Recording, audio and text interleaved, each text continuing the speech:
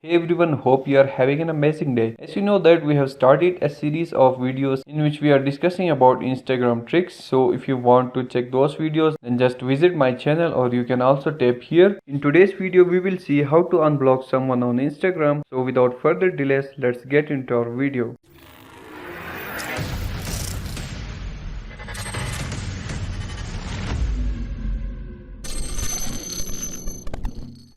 First of all, just open Instagram. After that, go to your profile section and select these three bars. After that, go to settings. And here there are different options. You just have to click this privacy. And if you scroll down, then here you can see the option of blocked accounts. Just tap on it. So this is the list of blocked accounts. So if you want to unblock these persons, then just tap on this unblock.